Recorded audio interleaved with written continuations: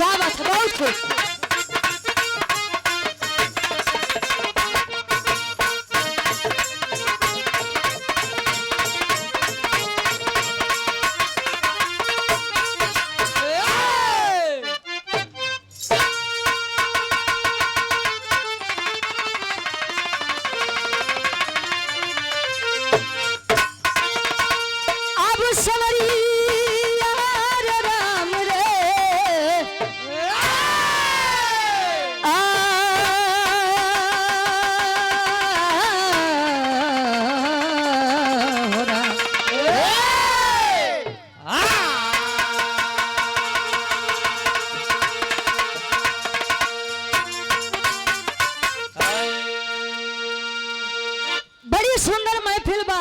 सब बाराती में इतना शांत माहौल में बारात मिल जाए जानला बहुत सौभाग्य के बात होते कलाकारन खातिर। नहीं तो आजकल बाराती के कार्यक्रम में भाई चला जाए तो दो चार जने ऐसा आ जाए मूड मिजाज बने के उ तो अपन मजा खराबे करी है जे सज्जन व्यक्ति यहाँ उन्हों के गरीब आवत है। बाकी बड़ी शानदार महफिल बा रामू भैया।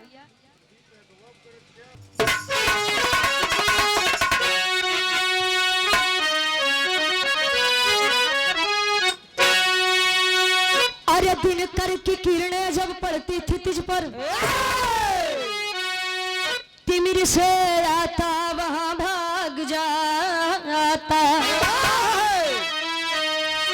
अरे अमृत मणि बाणी संतों की सुन के ज्ञानी अज्ञानियों में स्वयं जाग जाता। निज स्वार्थी करो लाख जब तब करो छलकती है उसमें भी असुरों की छाया।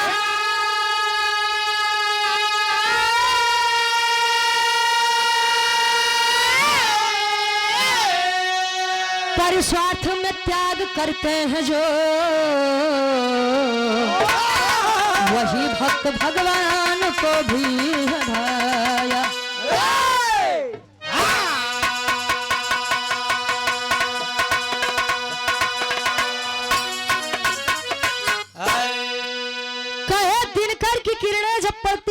पर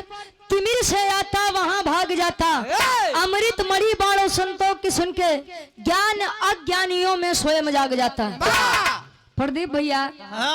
जे आदमी के इज्जत बा मान बा सम्मान बा ओकर नाम बा कभो भी अपने मुंह से अपन बखान ना करी।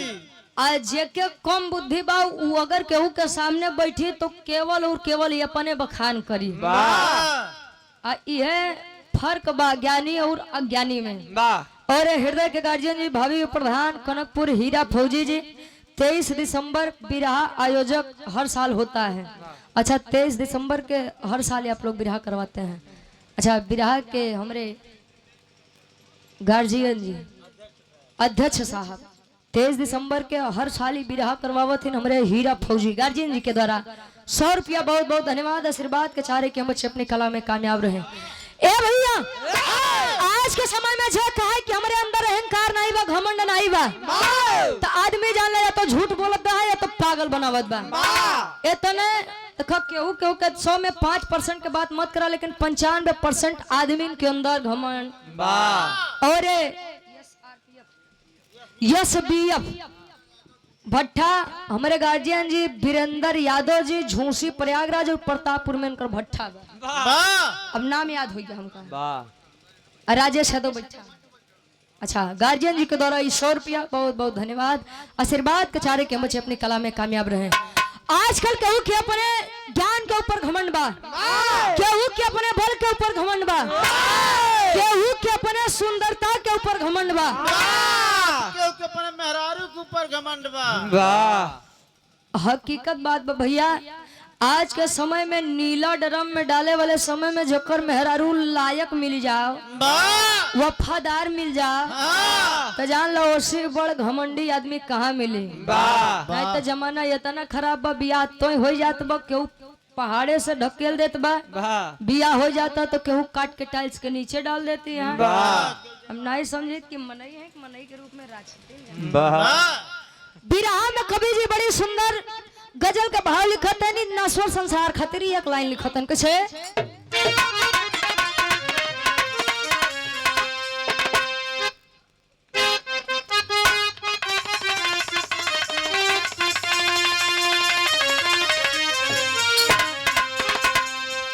अरे जिंदगी में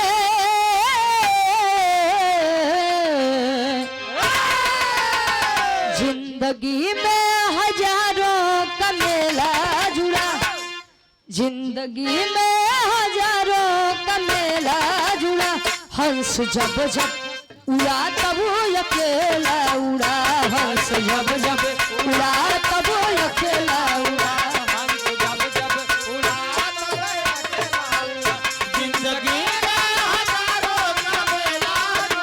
जिंदगी में हजारों का मेला जुड़ा जब जब उड़ा तब अकेला उड़ा हंस जब जब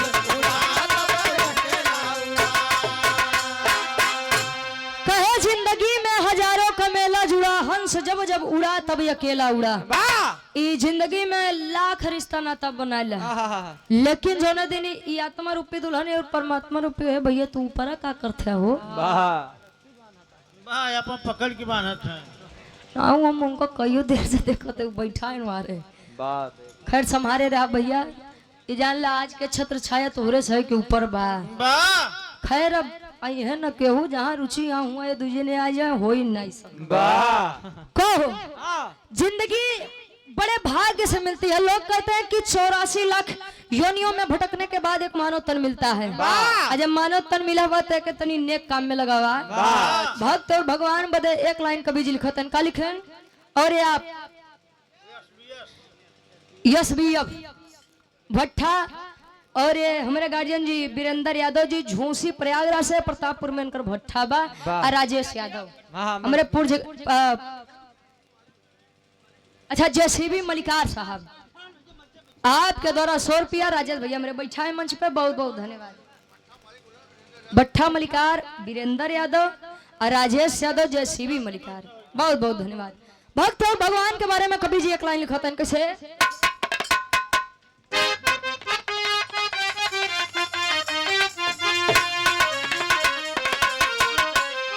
अरे भक्ति शक्ति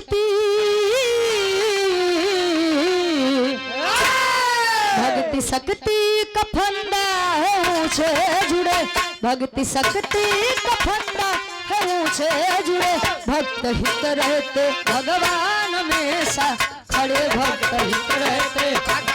हमेशा खड़े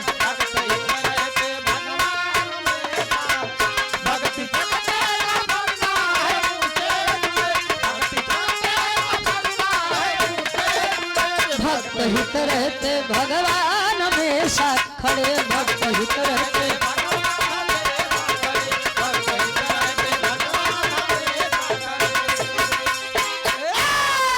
भक्ति शक्ति का फंदा है ऊंचे जुड़े भक्त हित रहते भगवान हमेशा खड़े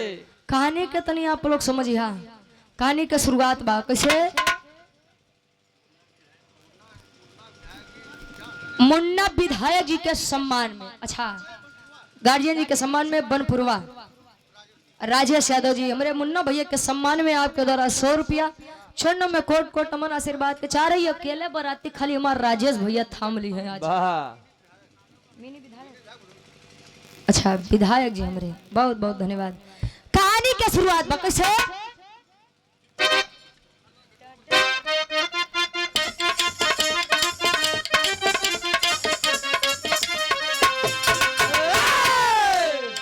इंसानियत हो जिसमें सच्चा इंसान है इंसानियत हो जिसमें सच्चा इंसान है उसके लिए तो सारा जग ही जहान है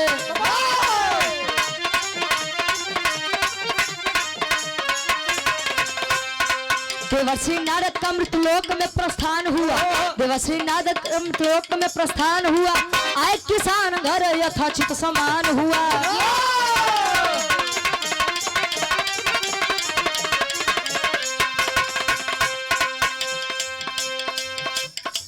किसी एक गांव में किसान दयावान रहा किसी एक गांव में किसान दयावान रहा किंतु फूल बिना गुलशन वीरान रहा।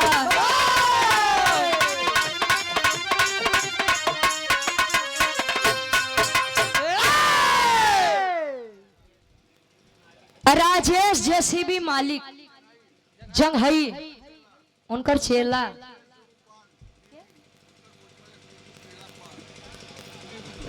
नीबी गांव से सेबूपाल जी, ये आपके द्वारा 51 रुपया बहुत बहुत धन्यवाद। कहानी का तनी आप लोग समझ ला। लड़का होके चाहे लड़की, अगर शादी भबा तो करे जीवन का सबसे बड़ा एक सपना होता कि शादी के बाद हम भी माता और पिता बने। अब का तो जमाना ढेर परिवर्तन हो गया। पहले के जमाना में भैया जकर लड़की नहीं रहा, लड़का नहीं रहा, तो गांव के मेहरारू या मनसेदू उ लड़की के रास्ता बेराय दे। सुबेरे सुबेरे गरीब बांझिन का मुंह देख ले तो पता नहीं दिन बढ़िया से बीती कि नहीं बीती। पहले के जितनी पिक्चर फिल्म बने कोनो न कोनो चीज पे आधारित रहा। आज के समय में तो खाली प्रेमी प्रेमिका के बात शुरू होत बा। अब यहाँ कई के पे द एंड हो जात बा। ए भैया गांव में किसान जी खुशी खुशी जीवन व्यतीत करे। अच्छा शादी के लगभग 20 बरिस बीत गया। घरे में कोनो लड़का नहीं बा, तब किसान जी का एक बात रहे कि घर में केहू भी आवे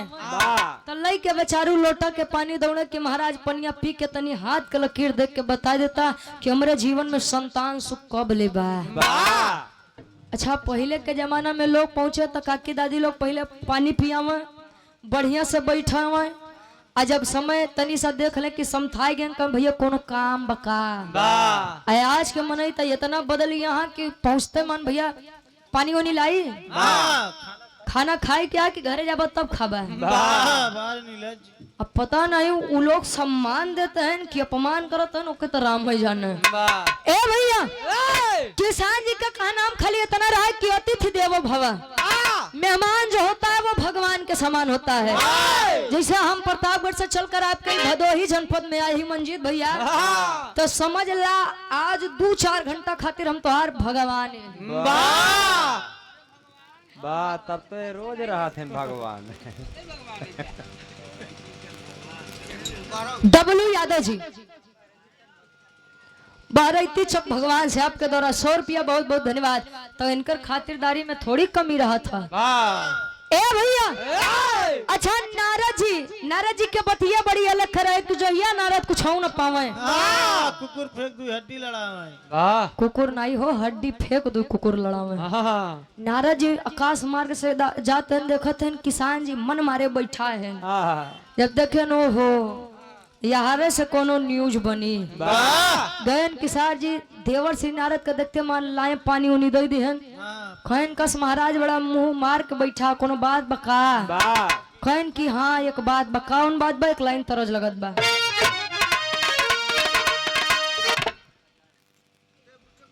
सेबूपाल भैया हमारे राजेश यादव भैया के अच्छा नीबी से इनकर चेला है।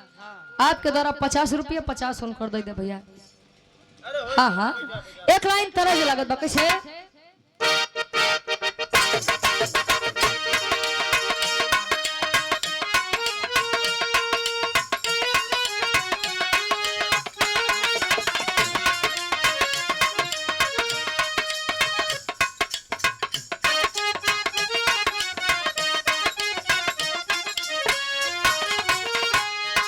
लड़का कहे अपने प्रेमिका से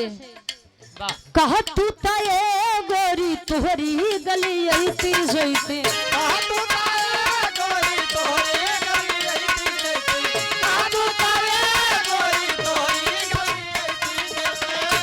प्रदीप भैया कहा तू ताए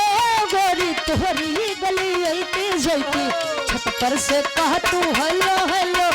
चमक छलो छत पर से कह तू हेलो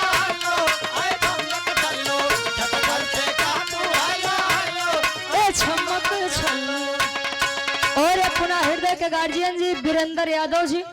झोंसी प्रयागराज से और प्रतापपुर में इनकर भट्ठा बा सारीपुर प्रतापपुर में भट्ठा बा इनकर भैया बहुत बहुत धन्यवाद। और राजेश यादव जेसीबी मालिक अच्छा ही भैया अच्छा अपन के भट्ठा बा मेरे गार्जियन जी के द्वारा ये पुनः 100 रुपया बहुत बहुत धन्यवाद आशीर्वाद के चाह रहे हैं। अच्छा उनका रिश्तेदार, अच्छा ठीक ठीक, ये दोनों जने रिश्तेदार हैं भैया, दोनों जगह ऐसा दोनों जने जोड़ो बड़ा बड़ा हाँ उसे जनाते हुए नहीं। हाँ लखाते से न हो फिर से। ये हमारे राजेश भैया वीरेंद्र यादव भैया के सम्मान में, अच्छा आप उन्हों को बुला ले, अब आ जा भैया आपको आ जाए। हाँ हाँ कौन बात बतावे?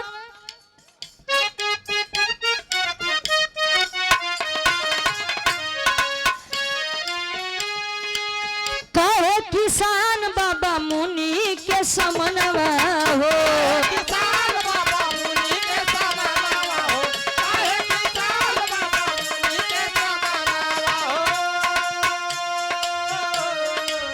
कहे किसान बाबा मुनि के समनवा हो, गोदिया में नहीं खेला लनवा तू बतिया है सुना, दुनिया में नहीं खेला लनवा तू बतिया सुना, दुनिया में नहीं खेला लनवा तू बतिया सुना। कि महाराज हम अपने जान में सबके सम्मान करत ही, सबके मान बढ़ावत ही, जो घरे दरवाजे आवत हैं खाली हथवा देख के तने कहतन कि तोरे नसीब में लइका बा जल्दी हो जाई। ये करत करत 20 वर्ष बीत गया लेकिन आज तक हमरे गोदी में कोनो संतान ना भाई। संसार का सबसे बड़ा सुख होता है संतान सुख। और संतान सुख नहीं बात तो कितना रुपया पैसा धन दौलत भर जाए लेकिन वो चीज हमेशा खातिर अधूरे बा। रोवत है किसान जी नाराज जी के सामने का कह के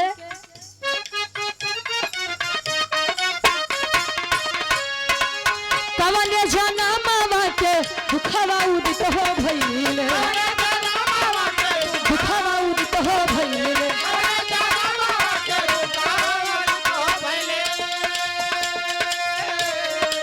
रूठे विधाता दया तनी को न कइले,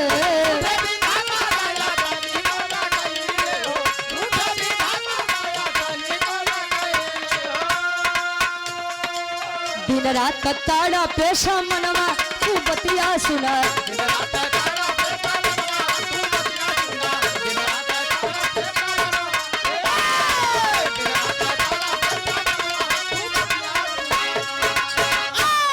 नारद जी से जब इतनी बतिया वो किसान सुनावत बा, नारद जी कहन कि बस अब परेशान मत हुआ, अबे तक तो बस यारे बाहर से तू आदेश करवावत रहा, विनती करवावत रहा, अब देवर्षि नारद तोरे सामने खड़ा है। देवर्षि नारद का मतलब स्वयं नारायण,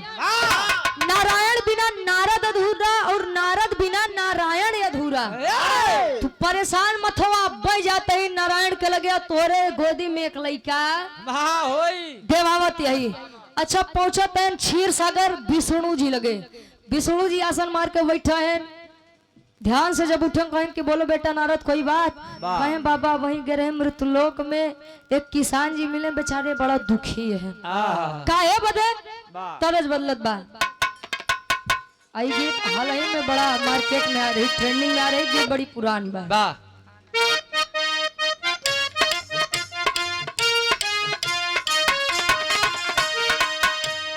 कहे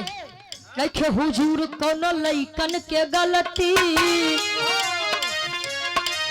कोनो खूबसूरत लड़की के देख के लइका कहे लइखे हुजूर कोनो लइकन के गलती, ये मिजाज गड़बड़ावेली, लइखे हुजूर कोनो लइकन के गलती, ये मिजाज गड़बड़ावेली, लइखे हुजूर कोनो लइकन के गलती, ये मिजाज कहे नइखे हुजूर कोनो लइकन के गलती और इहे मिजाज गड़बड़ावेली। लेकिन नारद जी पहुंचते हैं विष्णु जी लगे, विष्णु जी से फरियाद करते हैं, बीड़ाधारी विष्णु से जाके, बीड़ाधारी विष्णु से जाके सारी बात बतावेले, बीड़ाधारी विष्णु से जाके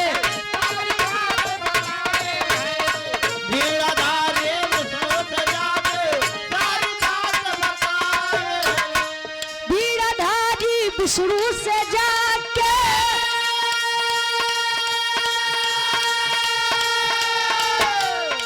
सारी बतावेले अब तले देदा किसान के सुंदर ललनवा देदा किसान के सुंदर ललनवा अपन रज सुनावेले देदा किसान के सुंदर ललनवा अपन रज सुनावे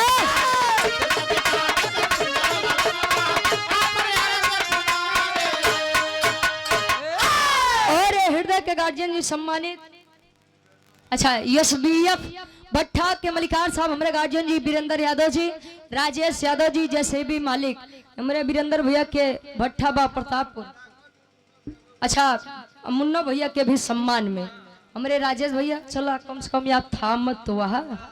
आपके द्वारा 100 रुपया बहुत बहुत धन्यवाद आशीर्वाद के चारे के मुझे अपनी कला में कामयाब रहे हाँ उनके छुट्टा बराबर दिए जाया भाई ए भैया कहे देदा किसान के सुंदर ललनवा अपन अरजी सुनावेले नारद जी पहुंचो कहे महाराज आपके बिना हम अधूरा हमरे बिना आप अधूरा एक लड़का दा हम विनती कई के वचन दे के आए ही विष्णु जी लगे वो पोथी पतरा पलटे कहे नारद उ सब तो ठीक है बा बेटा लेकिन वो किसान के किस्मत में लड़का के सुख है नहीं बा मतलब वो करे मेहरारू के कबो लड़का होबे नहीं करी नारद जी कहन महाराज इस जिन करा जबान दे क्या ही नहीं तो बड़ी बदनामी हो कि नरदा सार झूठे बोलत नहीं किस्मत में लड़का नहीं बा जब किस्मत में लड़का नहीं बा तो हम का कह सके जवान विधि का विधान है वो तो होगा ही क्योंकि मुझसे भी बड़ा विधि का विधान होता है खैर न काम करे बेटवा नारद कुछ दिन मृत्युलोक में जाबे मत करे अच्छा जब क्षीर सागर के बाद क्षीर सागर में छोड़ दा नारद जी विष्णु जी से कहें कि लड़का दान विष्णु जी कहें कि संतान सुखना ही बा किसान जी के दरवाजा एक महात्मा जी अलख जगावत है कौन चीज के अलग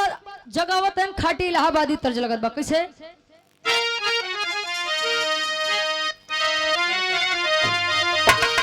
आए हाय अरे राम झकोर मार झुलनी स्वर्गीय दादा श्री राम आधार यादव जी झूसी नरेश प्रयागराज हमरे गार्जियन जी वीरेंद्र भैया हमरे जहाँ के हैं झूसी से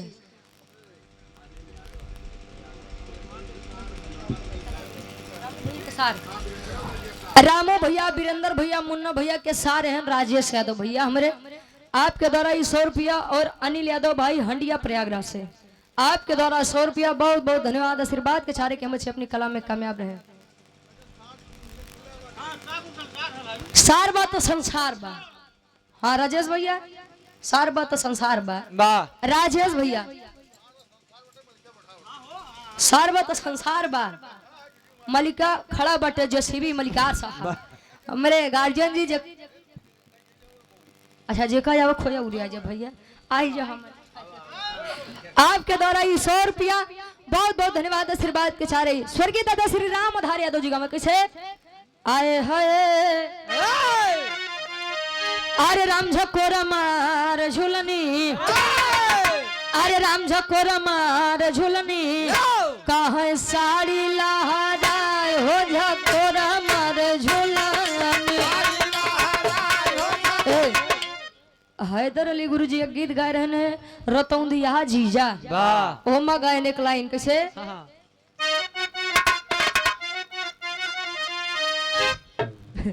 मेरे राजेश भैया जैसे भी मलिकार साहब 100 रुपया कहते हैं झकोरा मारे झूलनी अरे जायदा अरे हम जानते हैं लेकिन विधायक जी हैं विधायक हाँ हाँ सम्मान में उनके अरे राम घुसुरी का बरधा गा सार बरधा अरे घुसुरी का बरधा कहाँ सरी आई माझारी घुसुरी का बरधा कोनो लड़का लड़की रहे आपस में राती में गुरुजी जब मिलन भवा तो लड़का समझावे अरे बिथावा गोरी रतिया अरे बिथावा गोरी रतिया जाऊ भी न सारे बिथावा गोरी रतिया खैर ई तो आशिक मासुका के बाद बा कम मंजित भैया लेकिन किसान जी के दरवाजे वो महात्मा जी अलग जगह होते हैं कौन चीज के अलग रहे अरे छ रोटी दत्ता बेटवाला ए बाबू जे रोटी देते बेटवाला ई है वरदान बा जे रोटी देते बेटवाला जे रोटी देते ई है वरदान बा ई है वरदान बा जे रोटी देते बेटवाला।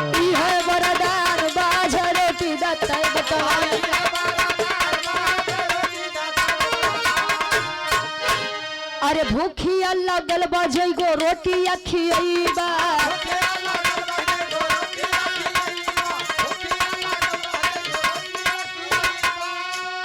जय रोटी तैलाल उपहार में पैबा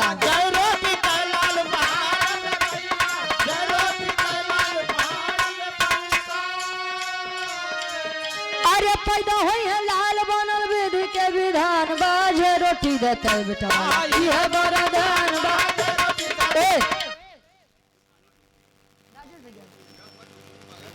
अच्छा जैसे भी मालिक बैठा है मेरे राजेश यादव भैया कहते हैं कि रामू भैया उलझा मत भैया इतनी बतिया किसान जी सुनन के ऐसा लागत बा कि बरसों बाद उजियार भबा गैन बेचारू दौड़त हाफत तो घरे में गैन रसोई घर में तो गिनत है न 7 रोटी बा 5 6 7 रोटी गिनन जैसा लेके चलन तले मलकिन कुर्ता के टोक पकड़ ली कहा ये बेटवई के चक्कर में तो आधी संपत्ति लुटाई दी है ये दान धर्म करे से लइका होई करम कर। और पुनः हमरे जसीबी मलिकार साहब राजेश यादव जी एसबीएफ भट्टा के मलिकार साहब वीरेंद्र यादव भैया हमरे मुन्ना यादव मिनी विधायक जी के सम्मान में। अच्छा ठीक रामू भैया हाँ हमार भैया है हमार बड़का भैया है इनके 100 रुपया बहुत बहुत धन्यवाद आशीर्वाद के चारे के बच्चे अपने कला में कामयाब रहे कहीं पगली तनी तब बैठी रहो एक बार और देखा दे के जान की समझ चमकिन जा। अच्छा गए 7 रोटी खियाए पेट भरा महात्मा जी आशीर्वाद दे के गए। देखा ये कहानी काल्पनिक बात की सत्य बा बात के बाद बा लेकिन कहानी में सीख बड़ी बढ़िया बा। को 7 रोटी भोजन की है आशीर्वाद दे के गए कि 7 रोटी खियाया भगवान के दुआ लगी 7 गदेला तोरे घरे जन्म ली है। अच्छा धीरे धीरे समय बीता होत का टेरी के भाव में कवि जी लिखते हैं।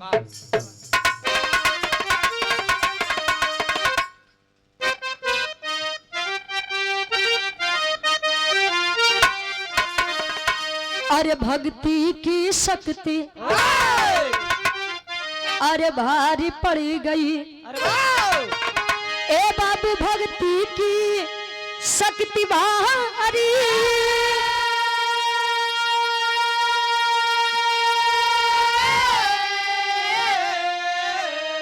अरे भक्ति की शक्ति भारी पड़ गई भैले 7 लाली अब महाकुठी फुलवारी अरे फुलवारी अरे फुलवारी भैले 7 लाली अब महाकुठी फुलवारी भक्ति की शक्ति भारी पड़ गई। 7 लड़का घरे जन्म लिया। अच्छा नारद जी आकाश मार्ग से जाते हैं देखते हैं नीचे किसान जी के दरवाजे 1 2 नहीं बल्कि 7 गदेला टहरते हैं। जाने के इच्छा जगी आए किसान जी खुशी हुई कि अरे नारद जी बैठा अरे महात्मा जी बैठा तोहरे जैसा दिल तो हम को देखबे नहीं भाई तोहार दिल नहीं दरिया बा। एक लड़का के वचन दिया एक नहीं 7 लड़का घरे जन्म ले हैं। इतना सुनते मान तो नारद जी के खोपड़ी एकदम गरम हाँ हमरे कैसे तोरे घरे 7 लड़का जन्म ली हैं। देखा विष्णु जी हमारे साथ धोखा की है गद्दारी की है इनकर नाम रटत रटत हमार जबान थकी जात बा गटई सुखा जात बा। हम लइका बदे कहे तो कहन कि ओकरे किस्मत में लइका है ना बा तेकरे घरे 7 गदेला कहाँ से आए गुसियाई के चलत हन कैसे बिरहा के आखिरी तरज लगत बा। और पुनः हृदय के गार्जियन जी राजेश यादव जी जैसे भी मलिकार साहब एसबीएफ भट्टा मलिकार वीरेंद्र यादव हाँ बोला था एक जने बोला झोसी प्रयागराज और मुन्ना यादव जी मिनी विधायक भदोही से सबके सम्मान में हमारे जेसीबी मलिकार साहब 100 रुपया बहुत बहुत धन्यवाद आशीर्वाद के चारे माई भगवती करे जहाँ रहा इसे जनात रहा। हाँ भैया हो तुम्हारा आशीर्वाद हमरे ऊपर लागो विराट के आखिरी बुरी तरह लगत बा। आई गीत एक समय रहान, एक जमाना रहान है मंजीत भैया, मार्केट में बड़ी वायरल रहे। वाह कौन गीत रहे? आज के 20 बरस पहले।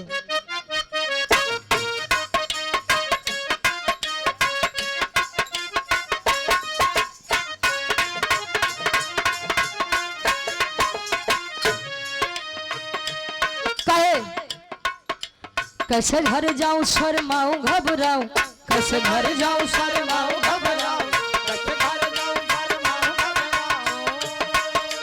कैसे घर जाऊं शर्माऊं घबराऊं, कोई दिलिए कोई दिलिए कोई दिलिए ढूंढ दे हाय मेरा लौंग खो गया, कोई दिलिए ढूंढ दे हाय। मेरा लौंग कोई दिल ढूंढ के लाए, मेरा लौंग खो गया। अच्छा पहले ही गाना के मतलब हम नहीं समझते रहे, पहले सोची लौंग के मतलब का गुम हो गई बा। लांग मने बड़वार लौंग नहीं यार, लौंग मने लंबा तू तो हम जन्मे करे थे। एक लौंग होता जवन देखा था ओझा सोखा जी हरे काम मिलावत थे। एक लौंग इ नाकी में पहिरा जाता। पुनः हमारे जेसीबी मलिकार साहब, राजेश यादव जी, यस बीएफ भट्ठा मलिकार साहब, वीरेंद्र यादव जी, झूसी प्रयागराज, संसारीपुर प्रतापपुर में इनकर भट्ठा बा, और मिनी विधायक मुन्ना यादव भैया हमारे सबके सम्मान में 100 रुपया गोर छू के पहली बार राजेश भैया के ई के तनी सब बदल रहन, कोनो लड़का कोनो लड़की के खूबसूरती के बखान करे पड़ी भैया। मान ली हमरे भैया हमरे भौजी से कहा वाह क्या बात। रोडवा पे चले तू रूपवा सवार के, रोडवा पे चले रूपवा सवार के, रोडवा पे चले रूपवा सवार के, कितना बखान करी सूट सलवार के, कितना बखान कर सूट सलवार के, वाह कितना बखान कर सूट सलवार के। रोडवा पे चले तू रूपवा सवार के, कितना तारीफ करी सूट सलवार के, दिलवा में आग लगाए तेरा लाल दुपट्टा, दिलवा में आग लगाए। दिलवा में आग लगाए, दिलवा में आग लगाए, तेरा लाल दुपट्टा। लेकिन नारद जी गुस्सियाई के मृत लोग छोड़ के क्षीर सागर चलत हैं। कैसे चले नारद मुनि तब क्रोधवा बढ़ाई के, चल नारद मुनि तब क्रोधवा बढ़ाई के, चल नारद मुनि तब क्रोधवा बढ़ाई के, विष्णु के पास तब पहुँचे हैं जाय के, विष्णु के पास तब पहुँचे जाय के, विष्णु के पास तब पहुँचे जाय के। प्रभु जी से बात बतैबे सोचे मुनि रैया, प्रभु जी से बात बतैबे,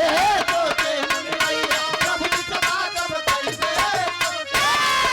प्रभु जी से बात बताइबे, सोचे मुनि रैया। अच्छा पहुँचे क्षीर सागर में यह विचार करत जाते हैं कि विष्णु जी से खाली हम एक बात पूछब कि का कमी रह गई हमारे भक्ति और भावना में, जवन हमारे साथ इतना बड़ा धोखा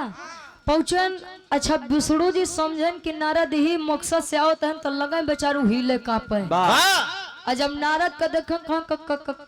कस बेटा नारद वाह रील फंसत रही। कहे कस महाराज जी कैसे तो आ रही रील फंसत बा, डीवीडी गड़बड़ाई गई का तो कल लागत बेटा अब नहीं बचब, कहे कि तू नहीं बचबा, वाह सृष्टि के देख रेख जो करत हो है नहीं बची का बाबा। हम बस अब काज नहीं कैसे कब जान पता नहीं का होत बा, कुछ समझ में नहीं आवत बा, लागत है अब नहीं बचब। कहन महाराज एकर कोनो इलाज उपचार तो होई, कहन एकर खाली एक इलाज बा। कहन कौन इलाज बा? कहन जा जे संसार के सबसे बड़ा भक्त होए हमार, खाली ओकरे एक आंखी के खून लाई के दे दा, हम पी लेब एकदम ठीक हो जाब।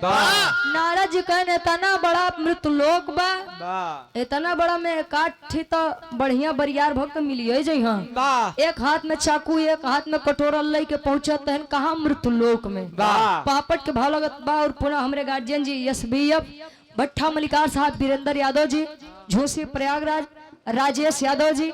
जेसीबी मलिकार साहब, मिनी विधायक बड़े भैया हमारे मुन्ना यादव जी भदोही से, सबके सम्मान में 100 रुपया। बहुत बहुत धन्यवाद। पापट के भाव लगत बा कैसे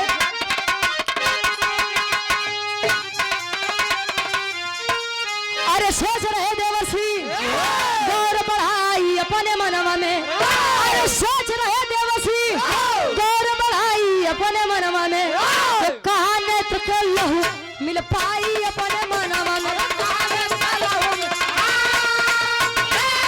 वाह।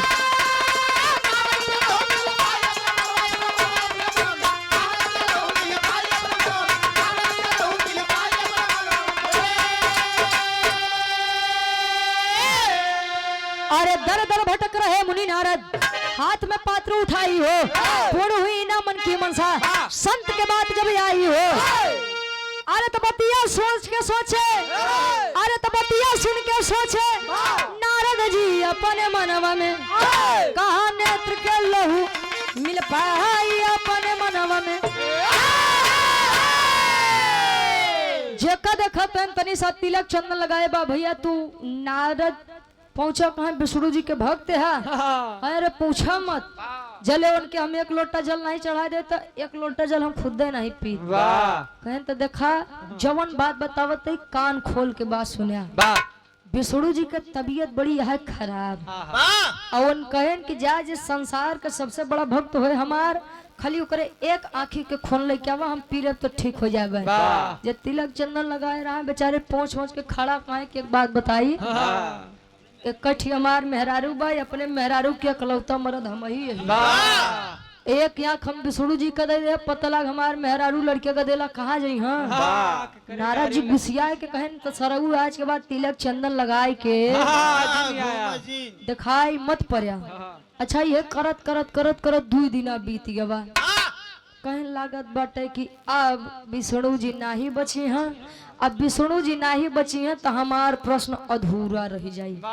अच्छा ये सोच के पहुंचत हैं का उ महात्मा जी लगे जे ई कहे रहन कि जय रोटी देबा तय गदेला तोरे होई पहुंचत न कहत हैं का आल्हा के भाव लगत बा अरे कल्पनाथ यादव भाई हमारे बारैची के ऐतिहासिक सजमी से अच्छा भाई हमारे बहुत बड़े फैन है और हमारे फेसबुक पर लगातार कमेंट भी करते हैं भैया दरअसल हमार दोस्त नहीं बा अब लाइव चलावत है अगला गवैया गावत बा तो हम कितनो हम सट के बोली आवाज क्लियर नहीं बा बाकी सब के कमेंट हम पढ़ी थे बड़ा प्यारा प्यारा कमेंट आप लोग करते हैं हमार विराह सुने बदे बेचारू आए सूरत से भाई हमारे बहुत बहुत धन्यवाद इसी ग्राम से अच्छा बहन के शादी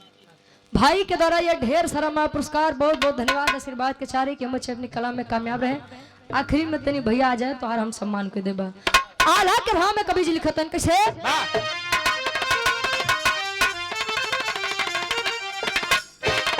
अरे निर्धन के मिले जैसे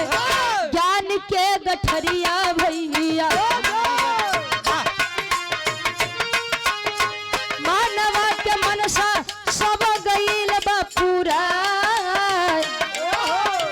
सुर नार मुनि करते जे कर भजनिया भैया संकट में फंसे दुनिया के पालनहार चाकू उठा के अपने अखिया पे मरले भैया चुभ गई चाकू बहे खूनावा के धार महात्मा जी लगे पहुंचे महात्मा जी से पूछे भैया विष्णु जी के भक्त है कहें भैया बहुत बड़ा तो नहीं लेकिन छोट मोट भक्ति हम कैले थे कहें विष्णु जी के एक आँखी के खून के बड़ी जरूरत बा दे देबो तू ठीक हो जाई है ना तू बची है ना महात्मा प्रसन्न हो गए कि अरे नारद जी काहे बड़ा देर कर दिया तू वैसे भी ये नश्वर तन किसी काम का नहीं है एक चाकू लावा खाली अखिए भर डाल ले और ठीक हो जाए एक आँखी पे मार के जब खून बहा लग तो नारद जी ले के कटोरा आगे कह दिन हो ई नहीं चिंता बा कि ओकर बेचारे के आँख फूट गया ये प्रसन्नता बा कि अब नारद जी के जब खून लेके जा विष्णु जी पी हैं वो ठीक हो जाई है हमारे प्रश्न के जवाब दी है ले के पहुंचत हैं विष्णु जी लगे ठट्ठा मार के हंसे अरे बाप रे नारद जी सोचते हैं विष्णु जी जब खून के खुशबू से इतना खुश लागते हैं खुशबू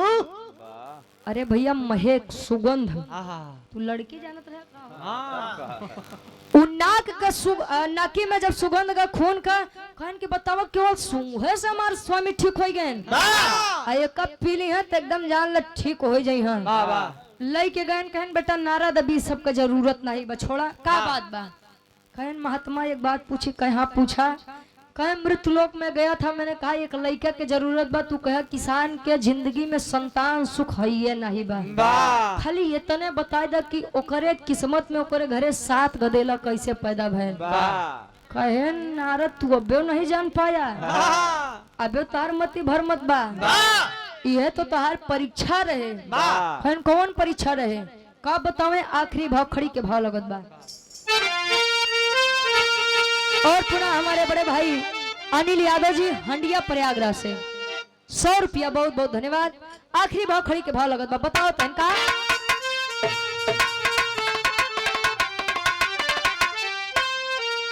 और भगवान विष्णु हंस के करे पाया नवा नारद जी हम से बड़ा बट भक्त के यसनवा नारद जी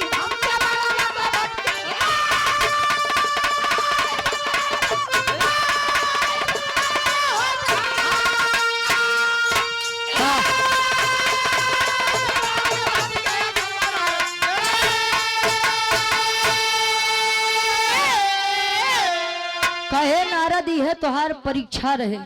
जब तू मृत लोक से आया तो तोहरे बात में एक घमंड रहन वाह तू कहा कि तोसे हमसे बड़ा भगवान तोहार के भक्त नहीं बा अगर तू हमरे कैसे लइका नहीं देबा तो हमार बड़ी बदनामी होई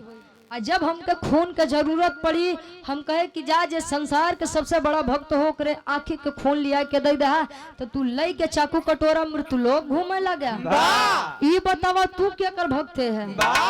तोहार मुंह कहिस कि हमसे बड़ा भक्त तोहार के है नहीं बा तो जब खून देख पारी है तो मृत्यु लोग के हेरे लगा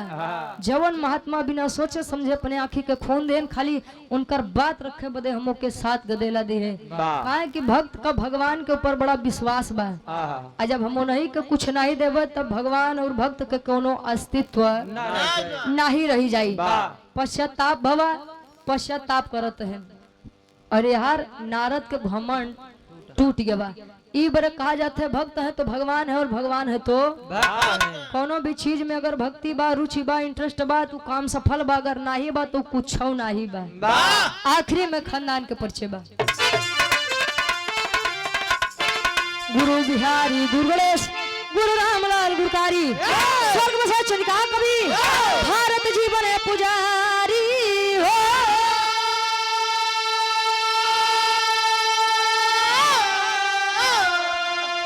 अरे भक्ति की शक्ति भारी पड़ गई तगावे रुचि अदम सारद की बलिहारी भक्ति की शक्ति भारी पड़ गई बलिहारी हो भक्ति की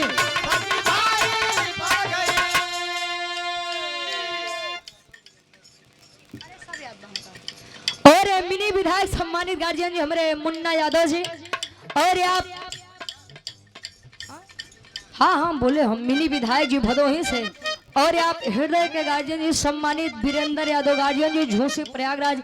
SBF भट्टा मलिकार साहब राजेश यादव JCB मलिकार साहब ये सब के द्वारा सुंदर माला अच्छा हमारे सम्मान में सुंदर माला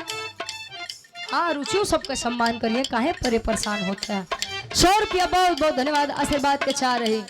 देख तेरे संसार की हालत देख तेरे संसार की हालत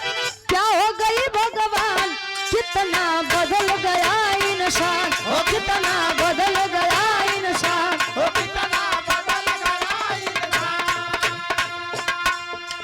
सूरज न बदला चांद न बदला सूरज न बदला चांद न बदला ना बदला आसमान कितना बदल गया इंसान कितना बदल गया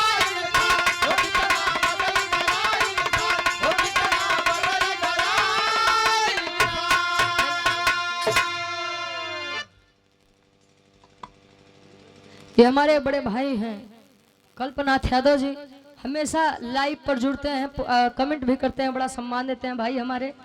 ये इनके सम्मान में आप लोग ताली बजा के सम्मान कर दीजिए भाई का बहुत बहुत धन्यवाद।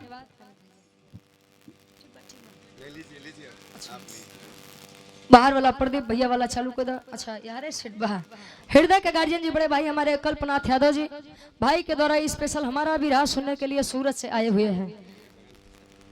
अच्छा आपकी सगी बहन की शादी है। अच्छा ये बेचारू यार विराज रतन वहां कार्यक्रम होत बा। ये कन्या पक्ष से हमारे बड़े भाई के द्वारा सुंदर माला और सादर 500 रुपए का सम्मान। बहुत बहुत धन्यवाद भैया। माई भगवती के आशीर्वाद लगो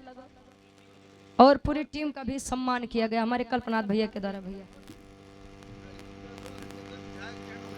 अच्छा हाँ लड़की के तरफ से कल्पनाथ भैया है और लड़का के तरफ से वर पक्ष से हमारे मुन्ना यादव भैया है। विधायक जी ये बड़ा ही आपके भक्त लागत है। वीरेंद्र भैया और मुन्ना भैया के बड़ा बरियार भक्त लागत है हमारे राजेश भैया। बहुत बहुत धन्यवाद राजेश भैया। बार बार गोड़ धई के आपका